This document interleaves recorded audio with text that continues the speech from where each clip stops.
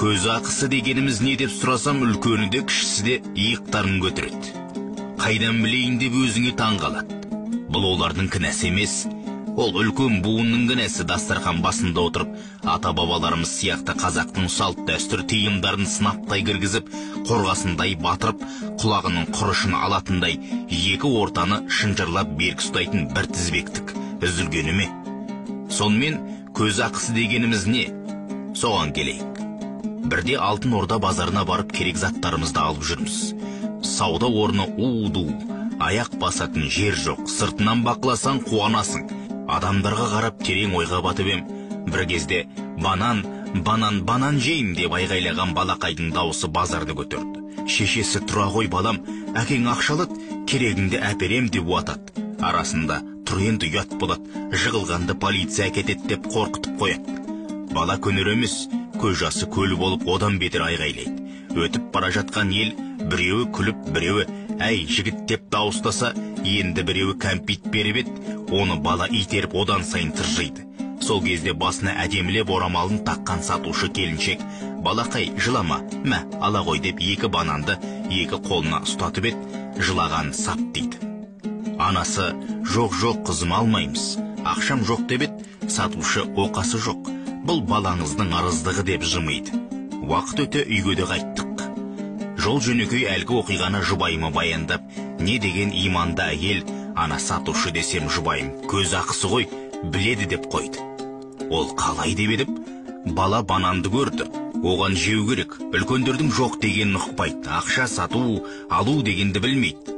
Сол себепте періште ғой, көзбен көргенін қолмен берейін деп ырыздығын ұстатты. Кезінде ата-бабадан қалған дәстүр ғой, әйтпесе тауары өтпей, берекесі кетеді деп қайырды. Соғыстан кейінгі жылдары жұбайлар қол ұстасып бірге жүрмейтін. Себебі көз бар, қызғаныш бар, қуаныш бар дегендей. Жесірлер өте көп болып, олардың көңіліне келеді, жүректегі жарасы ашылады деп әжеміз үйрететін. Махаббат пен сүйіспеншілік жасырын болу керек. Ол ел көзіне тиесілі нәрсе емес дейтін. Қазір қарасаң, ашық көшеде құшақтасып сүйісіп тұрғанда неше түрлі көздер әртүрлі ойда болып, көз тиюі, тіл тиюі, береке мен бақытсыздық осындай энергетикадан туындайды. Қазақ қыздары шаштарына дейін жасырып жинақтап отырған, үйге келген кісі амандасқаннан кейін дастарханыңа қарайды. Міне, көз ақысын төлеу үшін асқа отырғызып жоқ дегенде дәм тат дейтіні осыдан.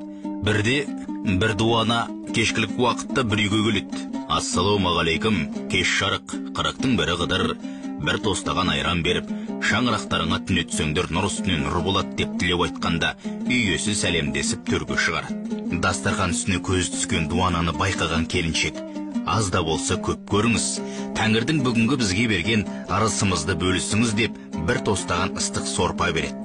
Тамаққа қанағат етіп, терлеп тепшіген дуана біраз әңгіменің басын майын ағызып тұрып айтқанда, қара домалақ жеті баласы мен бір қызы қызығушылықпен тыңдайды. Таң ата айран ішіп, құйрық майды асып, ризашылығын білдірген дуана жолға жиналады.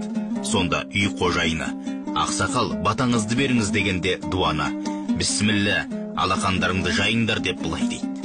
Сәуірдің нұрлы жауыны сауылдағанда, шаңырақтарың опырылып жерге түсіп, бай қуатты болыңдар, берекелі болыңдар, әумин деп жол жүріп кетеді.